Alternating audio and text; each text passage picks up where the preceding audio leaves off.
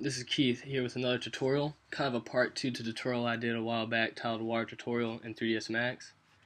Today I'm going to be teaching 3ds Max users how to create a different type of water material, this time with the help of a bitmap with the main topic concerning how to animate water in a scene using again just materials. And we're going to throw in a displace modifier in a few places as well. As an added bonus in this tutorial, I'll show you how to create a terrain setup like the one I had in my last water tutorial if you've seen that one. If you have any questions after watching this, please don't be afraid to comment. I'd love to get back with people and see what I can do to help. So just let me know. Now before we get started, and so I don't worry about forgetting to do this later, I'm going to assign my render from default scanline to MintArray. If I'm not using another piece of software or plugin like Bunk Speed or V-Ray or doing something extremely simple with the default scanline, always try to change my render to MintArray, either before I start or toward the end before I render my render whatever I'm doing, just to get better rendering results. As a side note about MintArray, a lot of people have asked me where the 3ds Max stock materials like glass, metallic paint, aluminum, things like that. 9 times out of 10 they just forgot to change the default scanline renderer to MintArray. And there's MintArray and iRay. I think I might have already changed mine. Yep, it's at the MintArray. You probably start out with this. So let's get started. To start off, make a box. It doesn't really matter what it looks like right now because I'm going to change it down here at the parameters. We're going to go to 550, 550. And then we're going to change our link segments to 100 for right now. And we can make them higher and make them lower. But just to get a good idea right now of what we want to do, we're going to put the 100 on each. Actually, height segments to 50. So from there, we're going to open our material editor, bring down a material on the box. And this will just be what the box looks like. Let's make it green, preferably like a dark green. You know, something you might see from like a bird's eye view of some islands or something. I mean, it doesn't have to be too realistic here. I'm just trying to teach you a method. So we'll leave that like that. Then put a little bit of a specular on. Let's put like 25.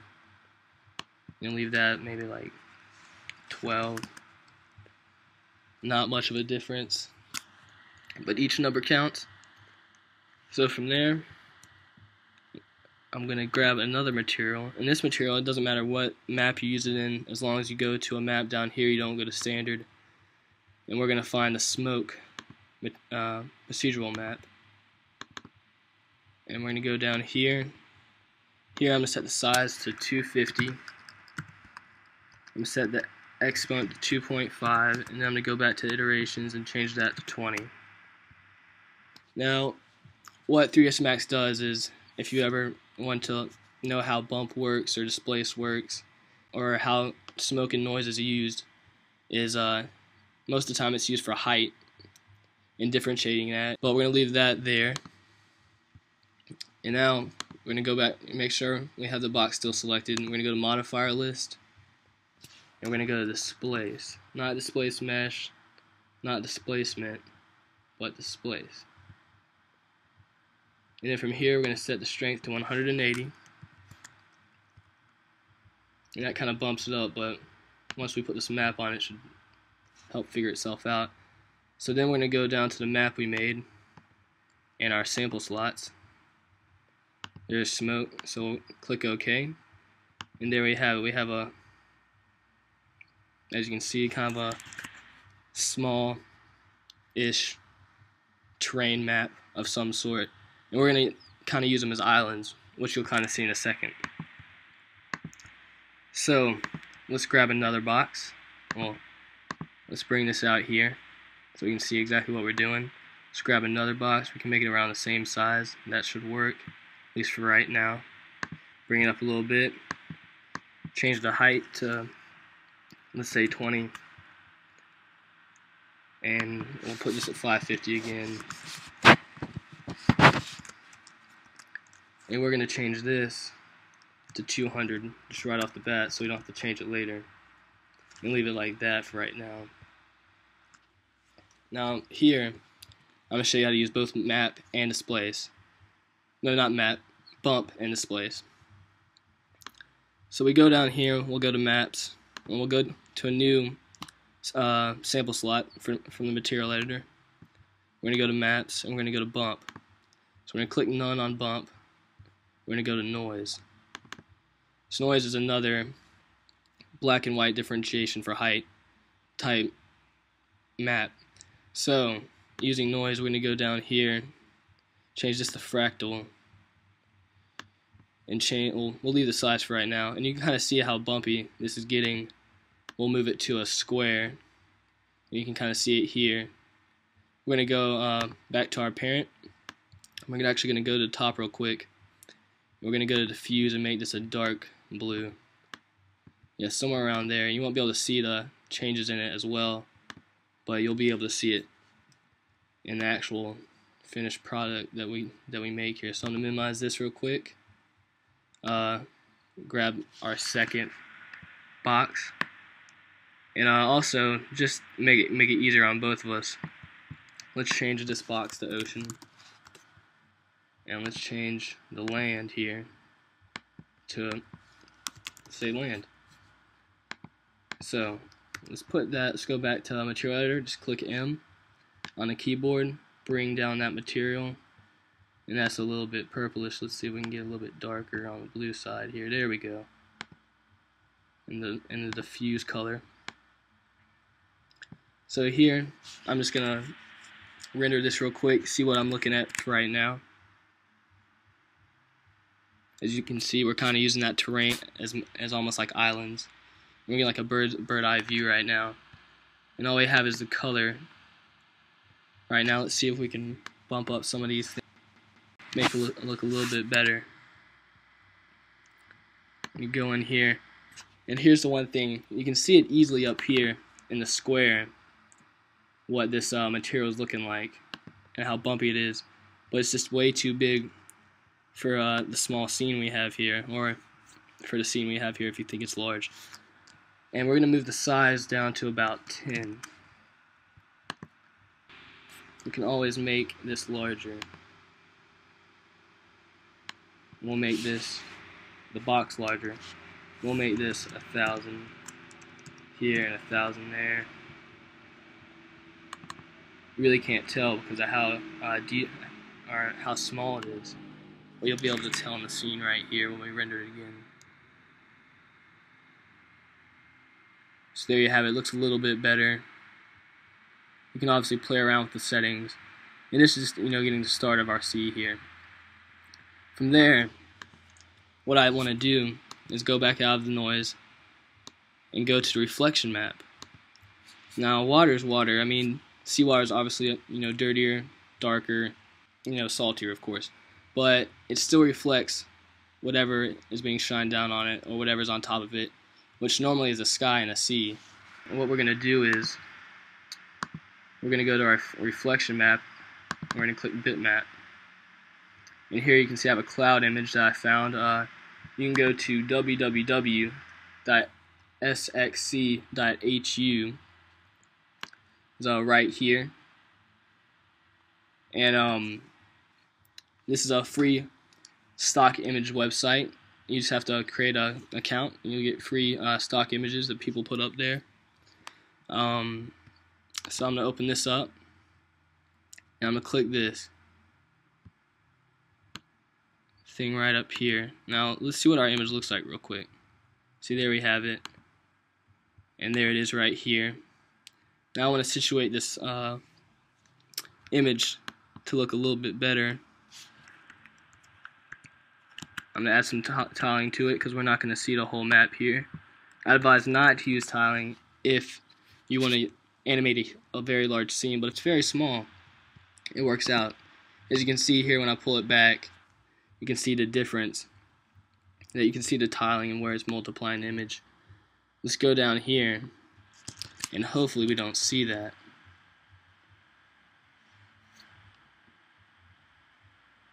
So yeah, it's kind of reflecting what we have, but obviously this is way too sharp of an image right now.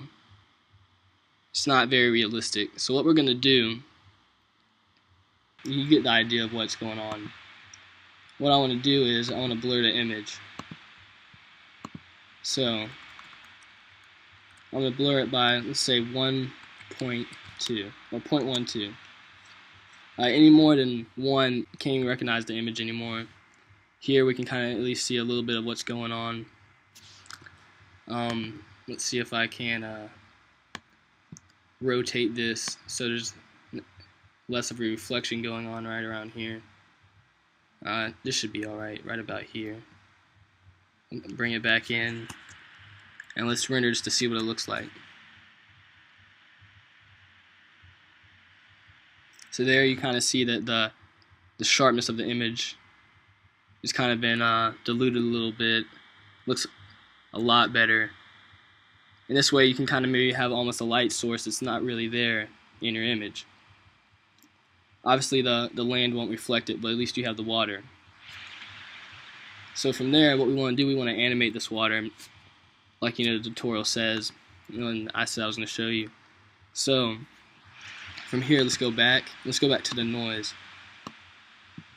So for the noise, so let's go to auto key, turn that on, and phase is at 0. I'm going to bring this all the way to 100. I'm going to change the phase from 0 to 2.5. As you can see, auto key registers it with the brackets around the arrows here. And I'm going to click auto key off. And if you look at the numbers on phase, it continually goes down as I'm bringing it back to 0. So if you want to kind of see what's going on, what we can do is we can bump the size up real quick. Let's bump it to 600 just so you can get an idea of what's going on. And I move it over here, and the map continues to change with each frame I get to. So having said that, let's bring this back to 10. And normally rendering this out, and that's what you would get. Now bump only shows the idea of it, because you see you can't see it here. You only see a box with a noise map on it. So bump just kind of fakes the idea of it. With displace, it's going to be like the terrain map we have here, the terrain going on. So we have our ocean. Let's go to the modifier panel. Let's go to modifier list. We're going to go to displace again. Probably going to put this around, like, let's say 4. And then from there we're going to go to maps, drag down to our sample slots, and use the noise. There we go. And the reflection is still pretty bright, so let's bring that down to 62 over here in our map amounts. So let's move in our view here, and I think that's about it. Let's render it real quick, and now you can kind of get a little bit more of a realistic version, because the actual geometry is starting to change here.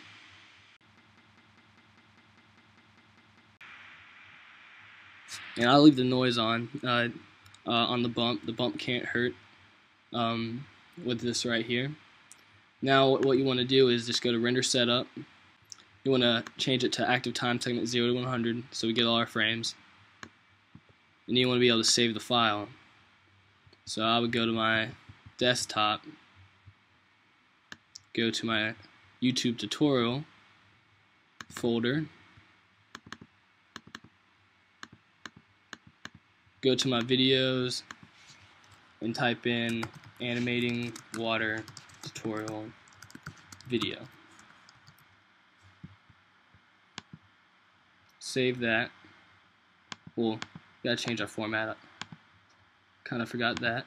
Let's change it to AVI. That should be good. And then you're gonna render it out. And if there's too many waves, the waves are too small, too big, you can obviously change it back in the noise, size of the noise.